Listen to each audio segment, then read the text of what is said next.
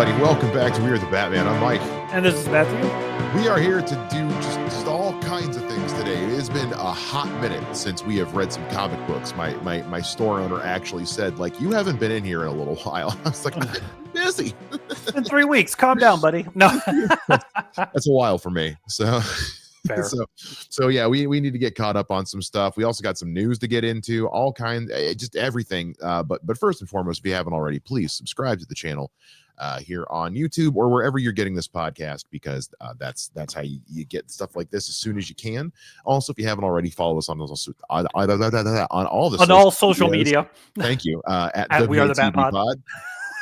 I hate our handle so much. I really do. But I've yet to come up with anything else that works. I am this close to asking ChatGPT, and I really don't want to do that. You know what it reminds me of is the old G.I. Joe comics where they would put all the sound effects really big, the onomatopoeias. It's just like, what's a pod? What's a pod?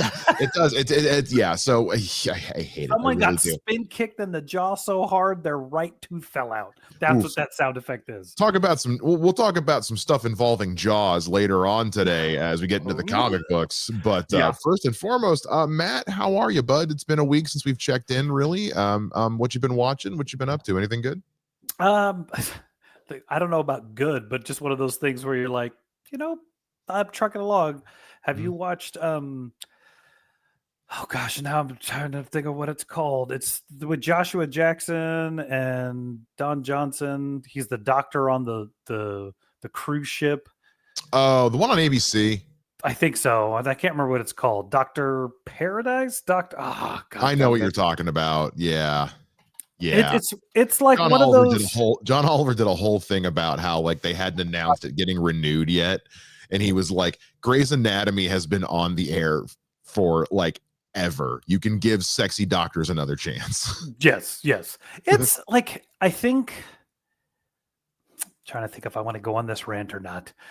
It's because the opening minutes of the podcast. That's what this part of the show is for. Yeah. It's a newer show, so it has a lot of the. If I just say it's very topical, do we understand what I'm talking about? Yeah. So there's some of the stuff where I'm like, I don't know if I needed to have an episode about whether the three main characters were going to consider a throuple thing. Like I just. But you know what? That's what gets ratings, baby. That's what. Yeah. That's what. I know. It's weird. It's like, are we doing this again? Yeah. The funniest part was watching an episode, and they're doing that whole thing where like everybody's walking down the hall talking and da-da-da. And I had this moment. I'm like, wait a minute. How old is Don Johnson? Like, he was already in a TV show when I was a kid.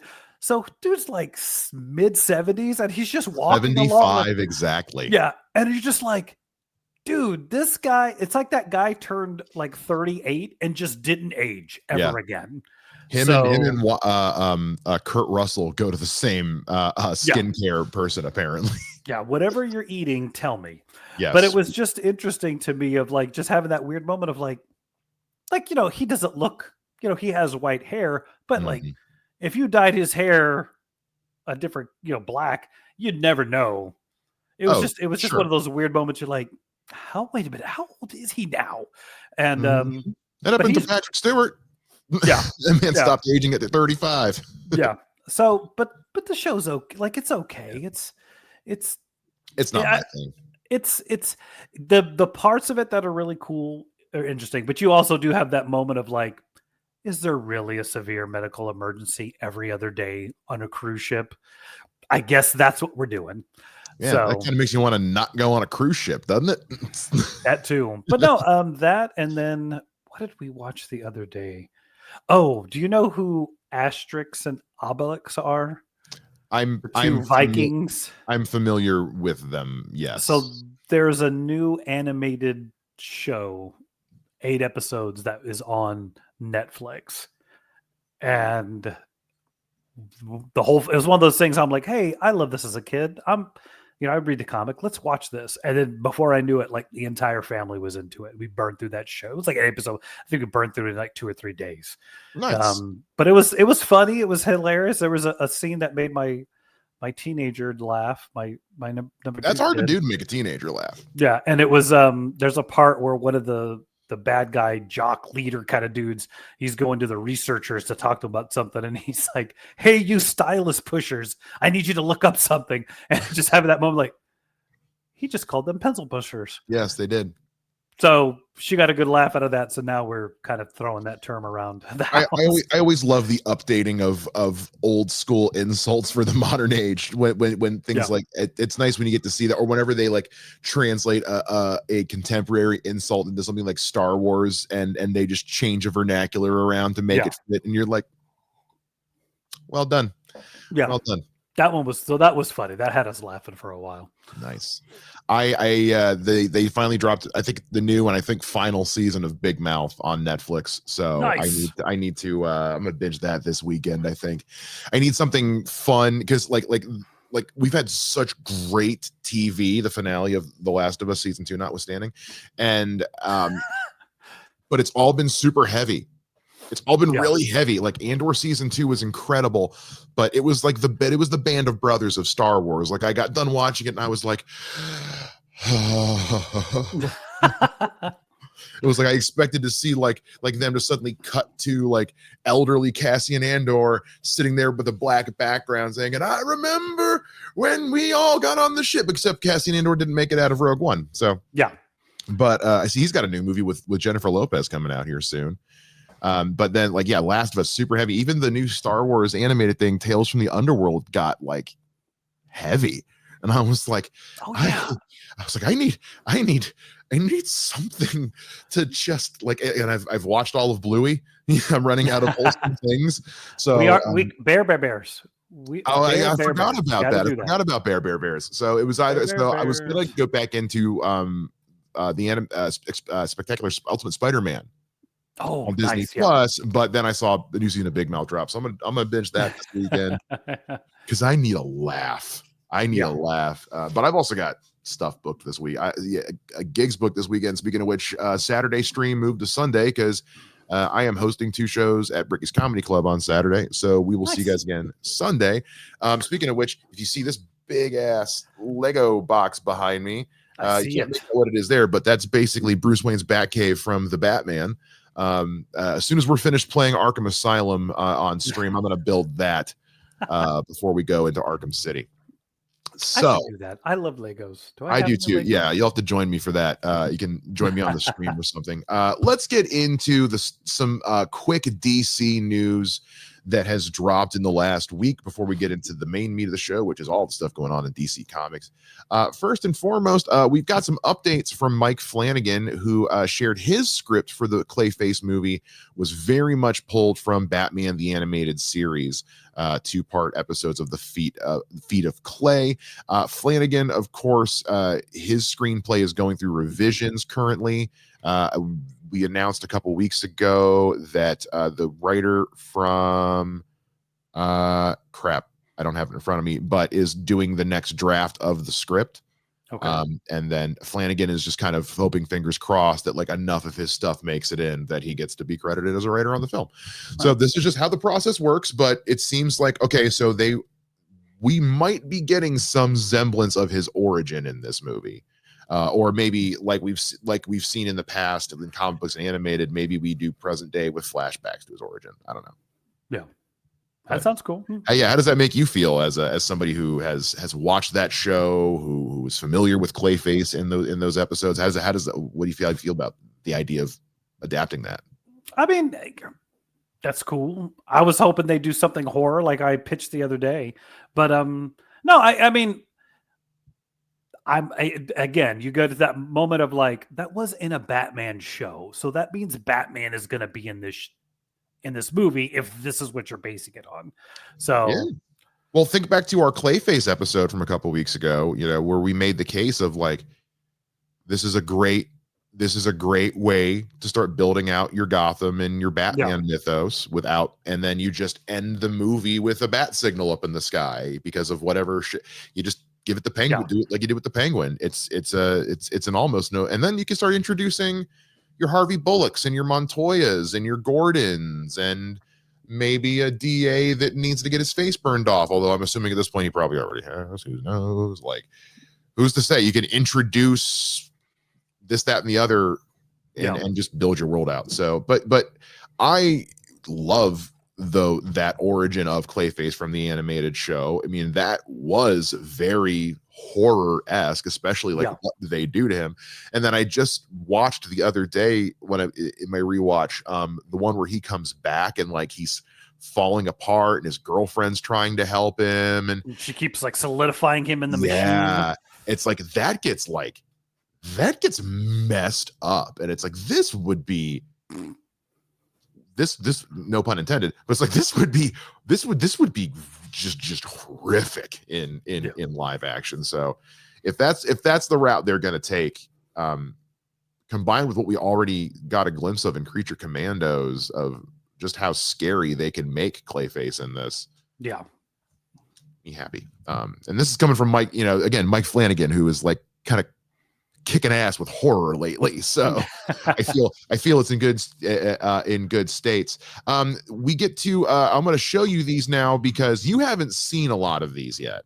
The posters for Superman. Or did you finally see them? I only saw the Guy Gardner one. You saw the Guy Gardner one? Okay, so they've released them for everyone. He's been doing them in bursts every day. The heroes, the villains, the allies, and then the reporters. So I'm just gonna straight up pull up James Gunn's Instagram. Perfect. Because trying to like find all the individual ones is going to take entirely too long. And I'm just gonna pull my screen up here to let you see what we're dealing with. So first and foremost, here is Meet the Press. We've got Rachel Brosnahan as Lois Lane. Is that what she looks like? That's what she looks like, buddy. Okay. Did you think she was somebody? Did you? No. I don't know if it's just the photograph or the lighting. It just doesn't look like what I've seen her look like before. Maybe it's just my screen. It's okay. It could be. You're all, yeah. You're getting the most like diluted version of this possible. So, David Corenswet as Clark Kent, not Superman. Yes. Skylar Gazondo as Jimmy Olsen. We've got Michaela Hoover as Cat Grant. Wendell Pierce as Perry White. I'm so excited to see what his Perry White's going to be like. Yeah. Beck Bennett as Steve Lombard. So those are our press members. And then, why do I know that guy? Who? The Lombard, the last actor. Guy? Yeah. Beck Bennett. That's a good question. Let's pull him up here because I'm actually not sure myself, to be honest with you. I know that name. I'm seeing him without the mustache, and he's on SNL. Okay. He's an SNL guy. If I showed you a picture, I'll show you a picture of him later, but you'll be like, oh, that guy. Yeah. That's all good. You said that, and I was like, oh, yes, he is. Okay. Yes, he is. So we get to our frenemies and enemies is how James Gunn phrased this. So Nicholas Hoult is Superman. Sarah Sampaio. You mean Lex Luthor? Or did I say Superman? Yes. I looked down at the title card as soon as I said it. Nicholas Hoult is Lex Luthor. Sarah Sampaio is Eve Tessmacher, who we saw briefly in one trailer. It's curious to me that they're bringing this character back, but I'm not mad at it if it adds something. Maria Gabriela De Faria as the engineer. She looks scary. Yeah. Anthony Kerrigan as Metamorpho, who I could not be more excited that we're getting. And Frank Grillo as just the handsomest, most stunningly youthful father of a grown-ass man ever like seen here.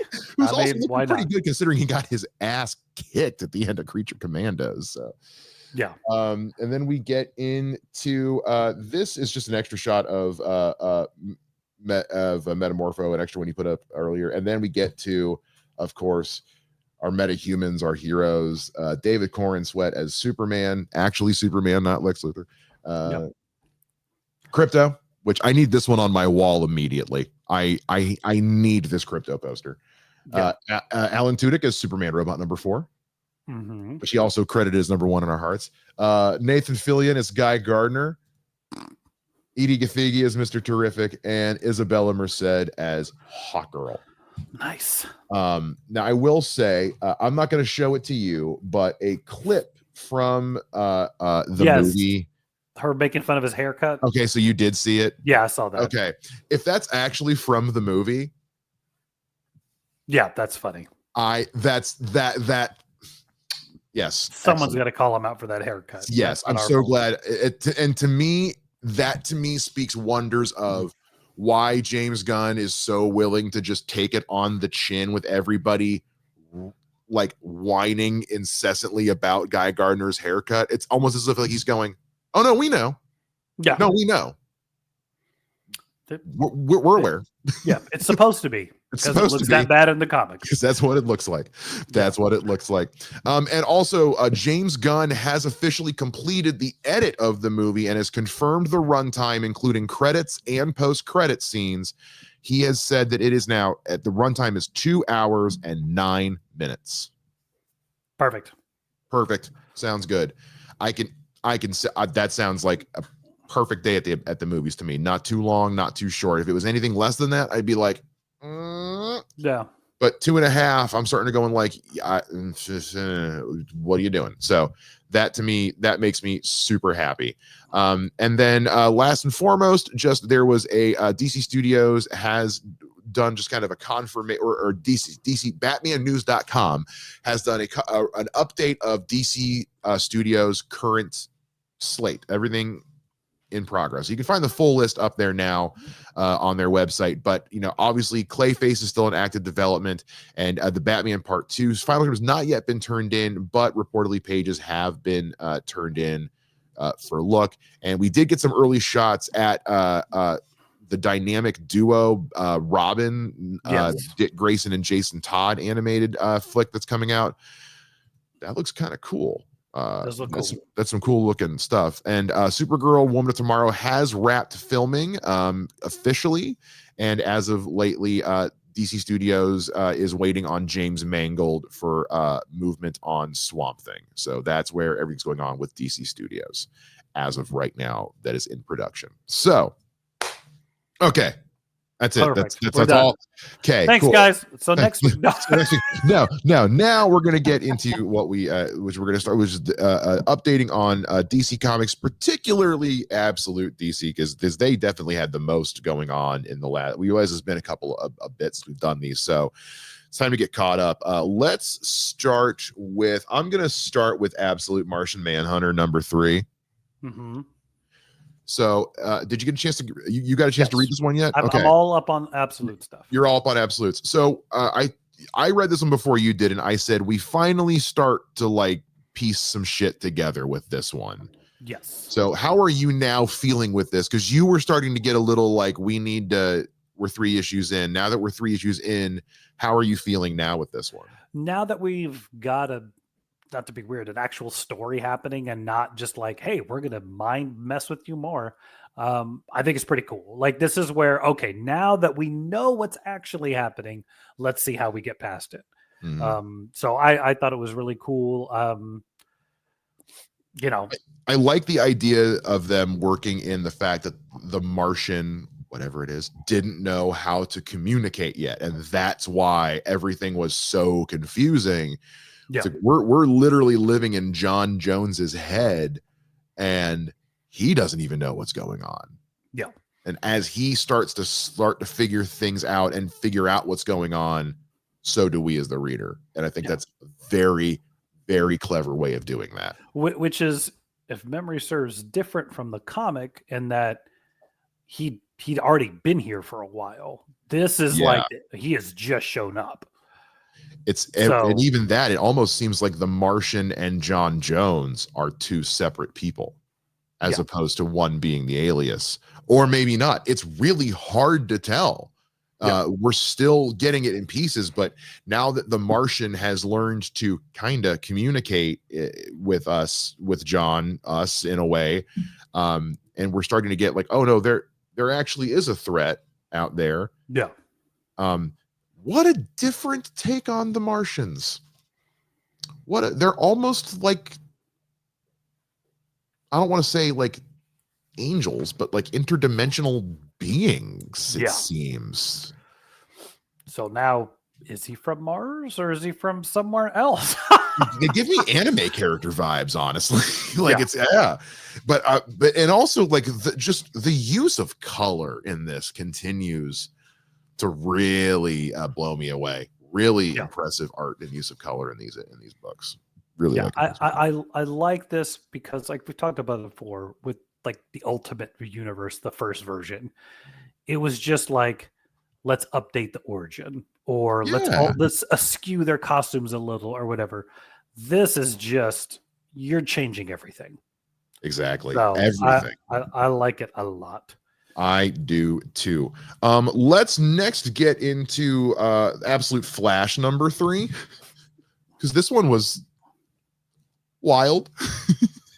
Bro. Barry and Grodd or Wally and Grodd and Wally, and dead Barry dead, Barry real dead. I mean, yeah, we knew he was dead, but we didn't understand how dead just how Barry real dead. Barry super dead. Yeah. So I think that's going to be the next mystery of how that actually happened. Yeah. Like, did he literally drag him across the desert? I don't know, because his speed is, because, you know, we're not operating with the Speed Force as we know it. You know, we're operating with something different. So his speed almost seems, again, like, not to overuse this phrase, but interdimensional in a way. Yeah. Yeah. I don't know how else to describe it. What a unique take on Grodd. Yes. Okay. I had a moment because I had forgotten he was in the last issue. I was like, Beast Boy's in this comic? And then I was like, oh, that's right. That's Grodd. That's Grodd. That's Grodd. There, I do understand, but there was a part of me that kept wondering, like, are they trying to say like Grodd and Beast Boy are the same in this? Because again, it's absolutely, you can kind of do whatever you want. I didn't know I needed Wally West to have a psychically linked animal sidekick. I didn't know I needed him to have his own Boots the Monkey. I really didn't. It's, again, getting into go for the fences. Just do the most different version of some of this stuff and let's have a ball with it. And I think that's been, I mean, I know they've kind of done a little bit of that with the new Ultimate stuff in Marvel. Yeah. But this is like, every single one of these titles is just so different and so unique. And it's beyond just the heroes, like even the villains, like you're saying, you know, are Captain Cold and Captain Boomerang and Toymaker, are they really villains? It doesn't look like it. They're just trying to help get Wally back. So that's where, like, even that is kind of like they're like a little like strike team for this company. So I think I really like this one too. This is one of those where it doesn't just, like, again, I am going to repeat myself over and over, is every one of these titles feels like a different genre and a different thing. Mm-hmm. Whereas, you know, some of the other previous reboots, even with DC, like, it was like, you know, they did New 52, and then it was like, I would just go back to doing Rebirth, and it'd just be the same. And well, because like, at that point, New 52 had just turned into what it had already been beforehand. It's like, well, we're just back to doing the same shit again. Might as well just go back to just what we were already doing anyway. Yeah. This is like if none of these wind up being interconnected at all, I wouldn't be shocked, because they're all so wildly different from each other. I would totally believe that each of these is in its own separate little pocket universe where none of the other characters exist. You know what I mean? We're what? We're 8 issues into Batman and Superman.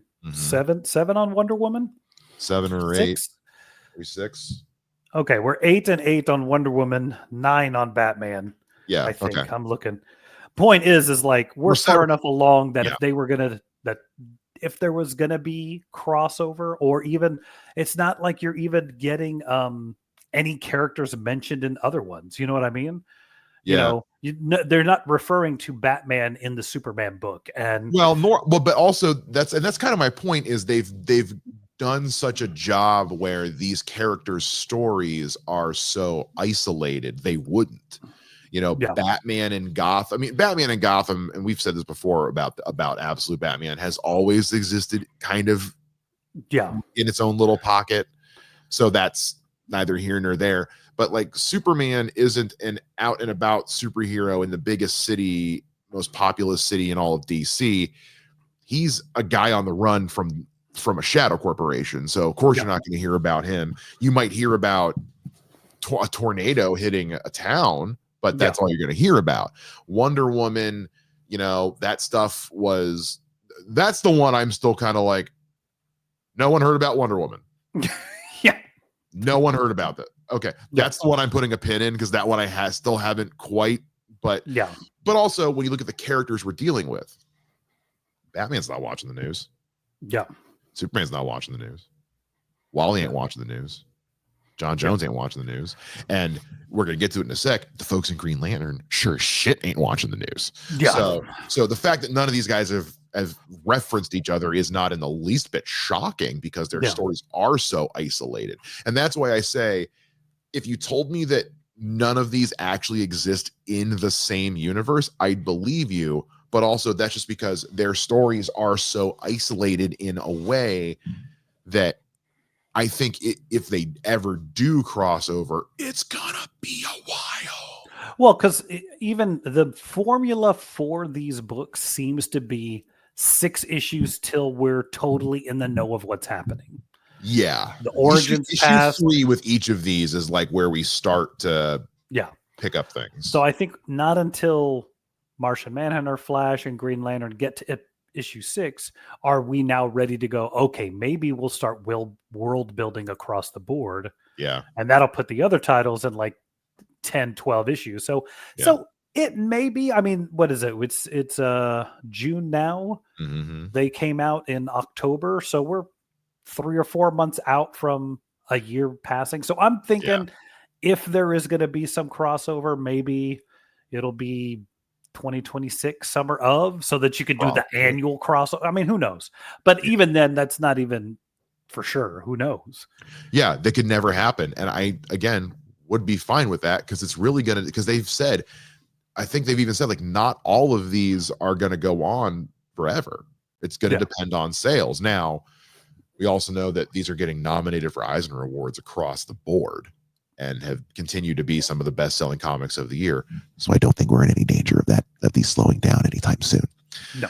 It's just like the Flash is not going to slow down anytime soon. What I really am, now that we're at issue 3 and it's like, okay, so he's got his powers. He seems to have some semblance of control enough that he can stop himself, and he's got a friend to keep him grounded.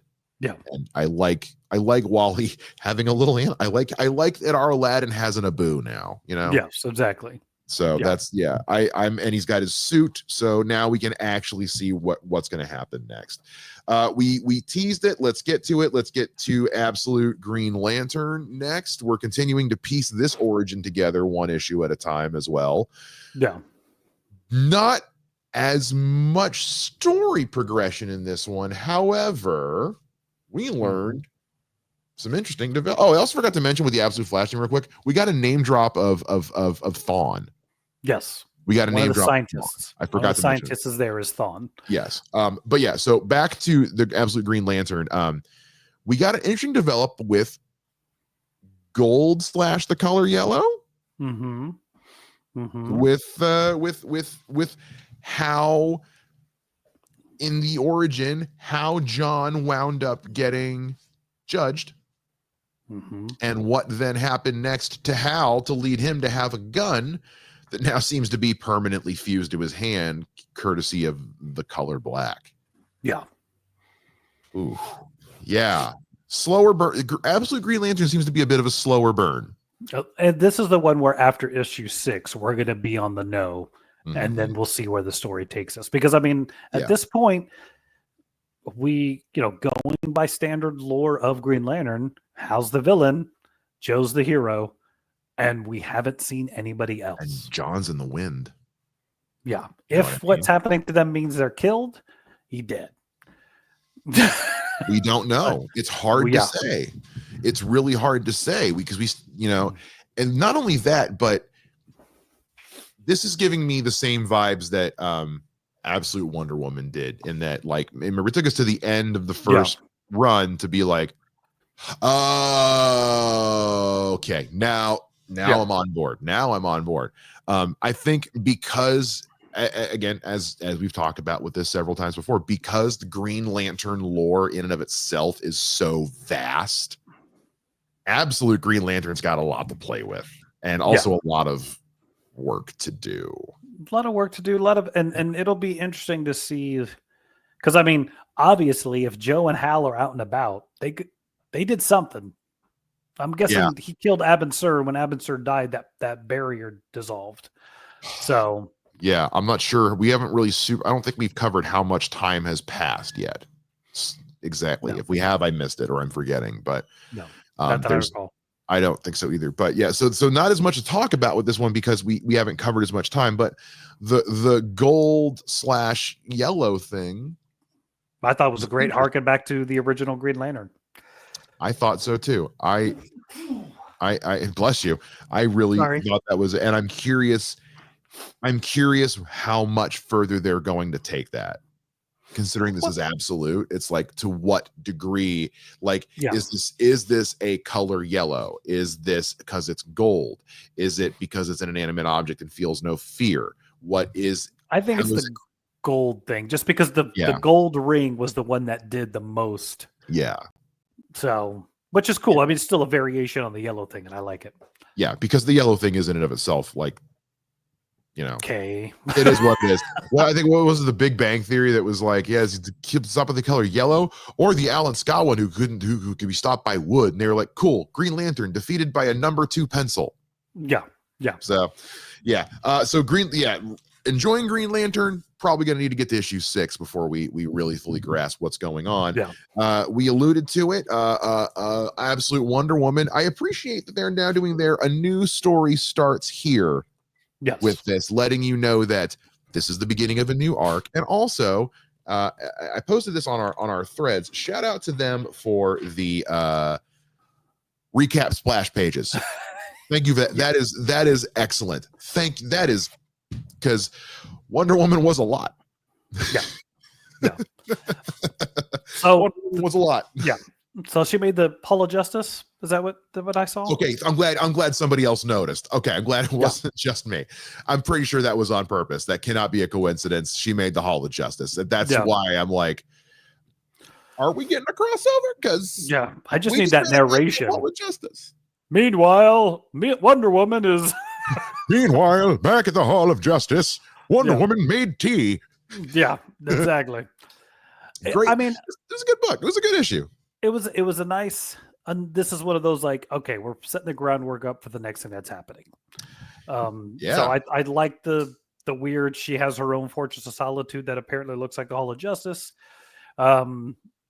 I think we're having fun. So I wasn't sure who the next villain was going to be, because the Tetracide wasn't really a Wonder Woman comic book villain. That was just Lovecraftian horror kind of thing, playing with mythology. Yeah, this time we got introduced to not just one but 2 Wonder Woman villains. Dr. Poison, who is now apparently Seth MacFarlane in the second Hellboy movie. Thank you. Yep. First thing I thought. And also we meet someone by the name of Barbara with red hair. Now, we know this is supposed to be Cheetah. Did they have to make her look like Barbara Gordon? Did they have to make her look like Barbara Gordon? Because I won't lie, my very first thought was, no, wait. Yeah, that makes no sense. We already, no. Yeah. No, Mike, that's dumb. Already, anyway. So, we already have a Barbara Gordon, Mike. It's hard. Anyway, but yeah, so we got Cheetah, alias, introduced in this. We know she's feisty. We already see she's probably not gonna, her way of doing things and the way Wonder Woman do things aren't super jiving with one another. Not at all. And also, Wonder Woman pointing out that, like, oh wow, I asked humanity not to do this terrible thing and they immediately did it. Yeah. It's like, yeah, we're not great. Yeah. They immediately weaponized this thing after I explicitly told them not to. Yes, that's what we do. Yeah. Have you not watched Star Blazers? No. No, she hasn't. Turns out she needs Cap's list from Winter Soldier. Yeah. But yeah, this was a cool introduction to kind of what we're going to be dealing with in this next run. I think I'm in. This is the one that keeps teetering for me. It's like they'll do an issue, and I'm like, oh, cool, and then another issue, I'm like, So now that we're kind of doing a new direction, I'm like, all right, let's see what you got. Well, and we're playing with more familiar characters now in a Dr. Poison and potentially a Cheetah. It's like, okay, a bit more familiarity, a little less mythology based, so it's a little less homework you got to do. And so a bit more familiar territory, I think, which I feel like was a complaint a lot of people had about the first run. So it could be something they changed for this one or not. Maybe it was the plan all along. Who am I to question them? I don't know. Let's get into Matt's absolute favorite, which is Absolute Superman. Matt, and I agree. It's what rules. I mean, Absolute Superman rules. Hey, by the way, I was right. They turned Smith into Cyborg. I'm just saying, I was right. They turned him into something. Didn't bruh. Talk about a take on Peacemaker, man. Holy shit. Holy shit. That was cool. The Kryptonite Bullet's interesting. Showing Ra's al Ghul just tear through dudes and chunk a baby. Yeah, everybody was giving Batman a hard time because he kicked a 9-year-old and a life preserver into the water. Ra's al Ghul just dropped the baby off a tower. Yeah. As a literal, I hope his name wasn't Mike, because then it's a literal mic drop of an ending for a comic book. Thank you. I'm so proud of that. But I also I know again because Absolute Batman was the last one I read today. I put that book down and my jaw was on the floor. I was like, yeah. I holy shit. And that and that's not even I don't even know how to wrap my head around Ra's al Ghul is one of the most evil characters, hands down. That might be one of the most fucked up things I've ever seen him do. And this is a man who has frequently advocated for genocide. Yeah. Hey, when you attack him, these are the things that happen. And he did all that while on an earnings call. On an earnings call. And I love that his assistant is named Ubu. Yes. Love that it's Ubu. Thank you for getting Ra's al Ghul as the big bad of Superman. Never in a million years, man. I think it makes a lot of sense. If he's the core, you meld him with Lex Luthor. And now, because he's in Metropolis, he's doing the corporate thing. Yes. So now that begs the question. We haven't gotten Lex Luthor yet. We haven't gotten Lex yet. So who knows? And super fully armored up Superman was badass, by the way. Yo. Yeah. Super Iron Man. Can we talk about that for a sec? Yeah. Hell yeah. That was dope. I just punched you 1,000 times in 6 seconds. That was goodness gracious, that was good. We also got our Jimmy Olsen. Yes, who's an Omega Man. You're gonna have to help me here. Omega Men. That's already a thing, right? Yes, they were a title in the 80s and 90s, more along the lines of the Legion of Superheroes, that kind of branch that's going out into space. Omega Men is where Lobo first appeared, was in that title. Okay, never read it. The name sounded familiar to me. I kept hearing Omega Men, and I was like, I know that. I feel like that's just something I've gathered via osmosis. Yeah, of just being a DC fan. One of those weird titles that every time they've done a universe reboot, it'll come about for a little while and then it disappears. So I wonder if maybe there was did they show up in Superman the Animated Series? I don't believe so. Okay. I don't know. I've probably seen them read, but yeah, it looks like they're kind of combining them with Intergang. That's exactly what I was thinking. Is they've got some new god tech, it seems like, which is interesting when you remember that this is the first time that this kind of reminded me of this, which is you have to remember, Absolute DC, we are playing in a universe created by Darkseid. Mm-hmm. So this is the first time where I've really felt Darkseid's influence in a way where it's like, oh, really? The good guys are the Omega Men? Really? Hey, the Omega Men were good guys in the comics too. Really? But I know. But still, there was one of those I was like, really, Darkseid? Yeah. You kept that around? Wait a minute. Yeah. These heroes were called Omega Men? This pleases Darkseid. Yeah. Yeah. Give them boom tubes. Give them boom. Yeah. Give them, you know what? Fuck it. Give them boom tubes. It looks like they've got some new God tech, and that makes me wonder, are we getting new gods in Absolute Superman? They're somewhere, I'm sure. I mean, if also, Brainiac, because Brainiac is not Kryptonian, that's clear. And this is it's interesting you bring that up, because it Brainiac clearly still has some kind of control on Smith, clearly, because he stops him from doing what he's doing. But also, you notice, he shoots with the kryptonite bullet, and we've been saying, well, maybe, I wonder if the Lazarus Pit is Kryptonian because they're both green. Yeah. Notice that the Lazarus Pit in this one is purple, and it's like a full-blown Fountain of Youth situation. Yeah, that's wild.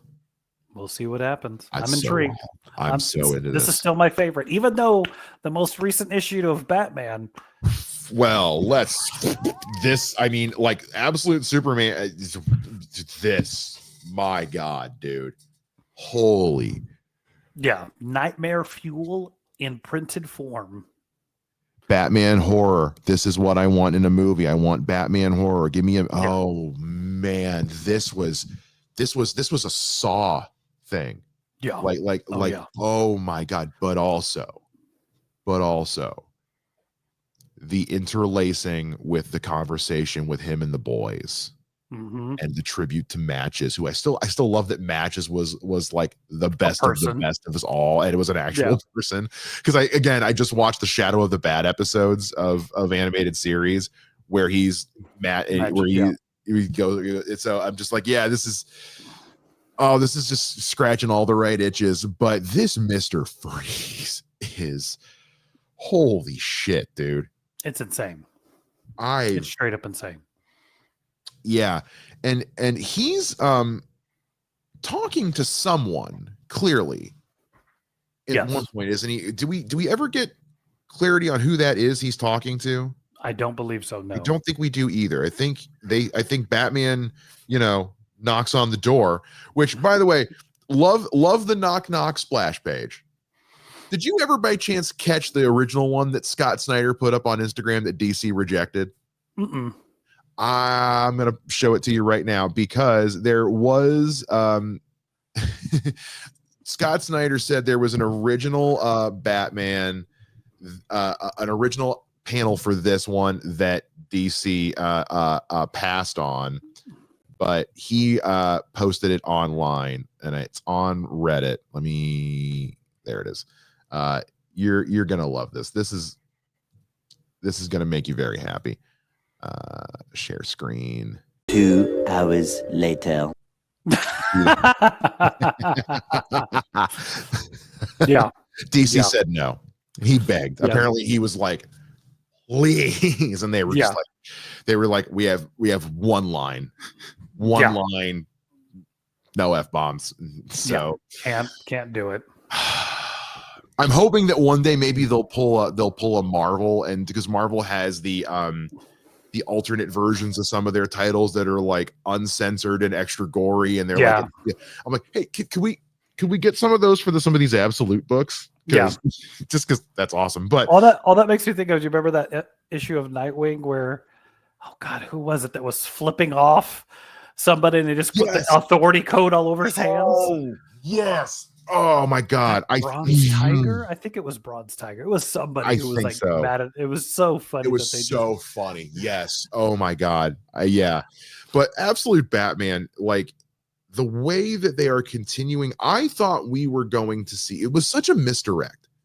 Yeah. Because I thought we were going to see oh, this is when like the guys start to turn on him and become his rogues because they don't buy into what he's doing.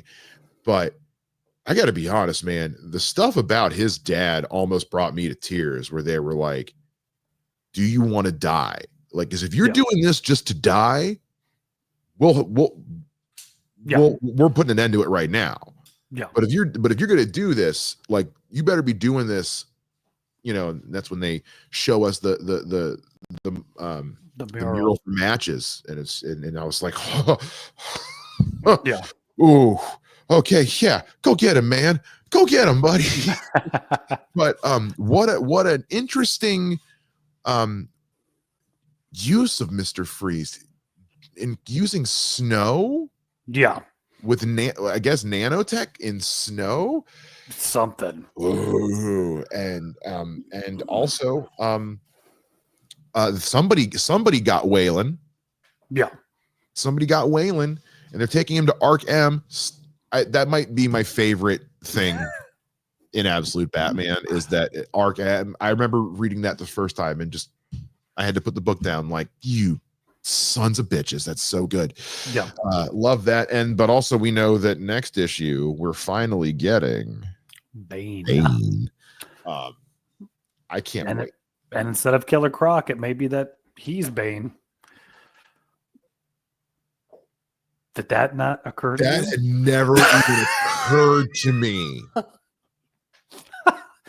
That was the whole point of the end, sir. No, I thought they were just saying like, oh, Waylon's in the wind and then Bane's showing up next issue. No, it says he's a perfect candidate.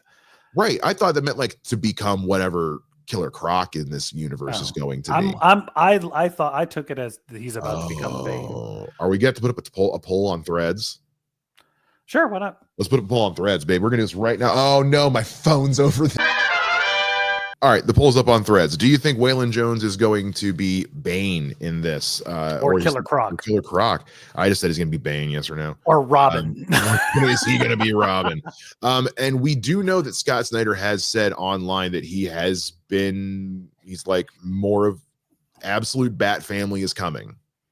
Yeah. Like to in some variation is coming. So stand by for that. I'm really looking forward to seeing what an Absolute Bat Family looks like. Yeah. This is still my favorite, because it's Batman, but also like they've got Mr. Freeze involved, and now they're doing Bane. Like they just keep picking the best Batman villains to do for these Absolutes, and I'm like, yes, please continue. Yes, make me happy. So with the Bat Family, we're assuming like Dick Grayson or Damian Wayne's going to be Robin. What if Edward Nygma is, instead of being a villain or Riddler, he's like some kind of Nightwing or Robin? Or, I mean, who knows? I mean, and dude, you know who we haven't still gotten yet is Selena Kyle. What if instead of Catwoman, she's Batgirl? Oh yeah, she's still in the wind. They have teased her constantly. She's still in the wind. That's right. We haven't. There was that one flashback from when he was a kid. Yeah. But yeah, what if she's Batgirl instead of Catwoman? Who knows? We don't know.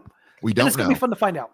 It's interesting you posit the idea of Edward Nygma being a member of the Bat Family, because that's kind of what's happening in Hush 2 right now. We're going to move on from Absolute DC over into update on Batman Hush 2. Because, you know, Edward Nygma showed up at the end of the last issue, and now he's here in the Watchtower. And so this took a different direction than I thought it was going to. Yeah. When they first put out the cover from issue 2 that showed Red Hood, I was like, oh, Red Hood's not going to be happy. Jason's not going to be happy that Hush is back. Yeah. But now we find out they're working together. Yeah. I'm with you. I'm a little on the fence with this. You go and then I'll go. Okay. So Hush telling, you know, I like the explanation of, you know, look, at this point you're a Lazarus zombie. You're not supposed to be alive right now. Yeah. Your brain is slowly turning to mush. I can buy that. In a comic of because remember, even Ra's al Ghul said in the comics, like, it was never meant to bring people back from the dead. It was meant to prolong life. We didn't know it was going to work on Jason, and it kind of didn't. It turned him into a, remember, in Under the Red Hood book and movie, Ra's al Ghul's whole thing is this turned Jason into a monster. Yeah. He's not okay. He's not okay. Yeah. He's not okay. And Batman says as much, like, I had thought all these years had helped. And by all accounts, they had. Yeah, he was always kind of a hothead. Yeah. But they'd helped. Which makes me wonder, and I keep having to tell myself this. This is only issue 3. It's Clayface. No. But also, like, we've seen by the end of this issue, we see the degree to which Thomas Elliott has like been planning this. Yes. This is his epic vengeance. Yeah. So obviously there's a lot at play here. So I'm not ready to just write it off as, oh, Jason's just going more insane. Yeah. I don't 1,000% buy that's what's actually going on. I think there's something else going on here because I don't trust Hush. Well, this is where I get into like, and I had the same complaint with the original one, which is Jeff Loeb and Jim Lee come in and it's like, this is a bubble.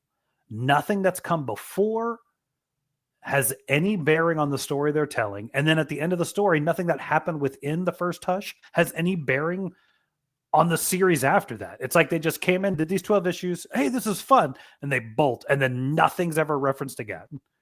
So that's why when I'm reading this, I'm going like, this doesn't make any sense. I mean, granted, this just seems like it's set within the continuity of the original Hush present 6 day. months later. Yeah. Like there's, I mean, again, am I the most avid reader of all things Red Hood? No. But the stuff I've read, the times I've seen him, he was nothing like the way he presented in this thing. And he never talks about the Hush stuff per se.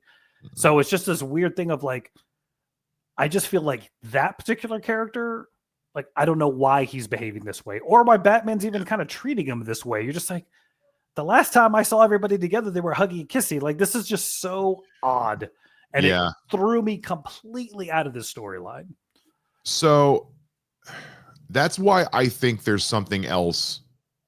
This is the problem you run into with reading a mystery issue to issue. You know what I mean? Yeah. We're reading we're unfolding the mystery one issue at a time, as opposed to reading the book in its completion, where we could just say because if this was the whole book, we'd be like, why is Jason acting like this? Next page. Oh, yeah.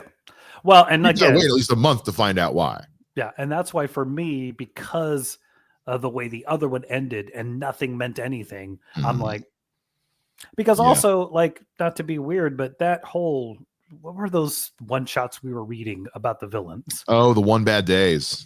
I mean, those are post Rebirth. Those are current continuity. Kind of. The end of that Riddler story, I don't buy for a second. They're going to have anything to do with him. No. So that's where I'm like, that's why we stopped talking about those, because we read them and we're like, oh, these aren't very good. No, I just meant like where he was in that end of that story. Yeah.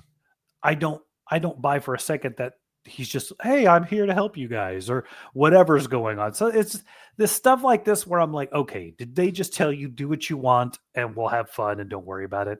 I'm now on that weird, like, it could be, because remember, this is the last thing in this run before the relaunch in September with Jorge and help me. Tom Taylor? No. Matt Fraction. There you go. Matt Fraction. Sorry. Tom Taylor's doing Detective Comics right now. Okay. Which are you caught up on Detective Comics? No, I'm not. Okay. I haven't. Okay. All I will say, because you're not caught up on, so Batman Hush 2, we're a little mixed right now. Yeah. But it's a mystery. There's machinations afoot. I'm curious to see what's going to happen. Like, I'm not jumping off, but yeah. But where are we going? Jim Lee's work is superb as per usual. Look at this cover. Yeah. Look at this cover. Yeah, the work of this. So Matt is not reading or is not caught up on Detective Comics, Nightwing, or Batman and Robin. I will gloss over these real quick, just in the last few minutes here. Detective Comics slaps. Has one of my favorite pages is in this one, where Batman just continues to do the thing where he's like, well, when in doubt, eject. Yeah. And figure it out later. And also the Detective Comics continues to prove how, man, Harvey Bullock really is a great character when he's just on the same team as Batman. Yeah. It's a great pairing. So that's great. Batman and Robin really continues to be really scary, good horror writing, and continues to be some of the better Damian Wayne writing I've had, even though Damian's not in this one this much, but just in general, some of the better writing with Damian Wayne. And Nightwing slaps. Yeah, I lost the last comic, so Okay. I need to find it so I can read both of them. Nightwing is, in true comic book fashion, dealing with, how can I put this? The current attitude on police and law enforcement carefully. Yeah. It is navigating that conversation carefully in a way that I can say, well done. Because this could get preachy and or off the rails real fast. And I like that it's being handled in a way that I feel is digestible for the majority of people. Anyone who's got a problem with this at this point, that's on them. That's kind of how I would feel about it. So that's all I'll say about it without getting into spoilers. And with that, I think we did it. I think that's everything. I think that's everything. Yes, we got it. We're done. Okay, so going forward, guys, because we know these things take forever. We don't want to do this anymore. So what we're going to do is, going forward, we're going to alternate what we cover in comic books from one month to each month. So next month, we will probably cover Absolute DC. The following month, we will cover everything else DC. And we're going to just alternate months so that each time there's 2 months worth of comics to talk about with one chunk of DC comics, because as you can see, Absolute DC alone can take a whole half an hour. Yes. So yeah, especially now that they're up to like 6 titles. Yeah. So we're going to alternate, and then that way it's not too much at one time for you guys. And then we'll space that out with everything else we got going on. If you haven't already, please subscribe to the channel so you know when everything is dropping. Make sure you also follow us on all social media at WATB Pod. You can find me at social media at Mr. Mike Shea. You can find me across all social media at The Hustle Man. That's going to do it for this episode of We Are the Batman. We'll see you guys next time. Same bad time, same bad podcast channel. Bye-bye.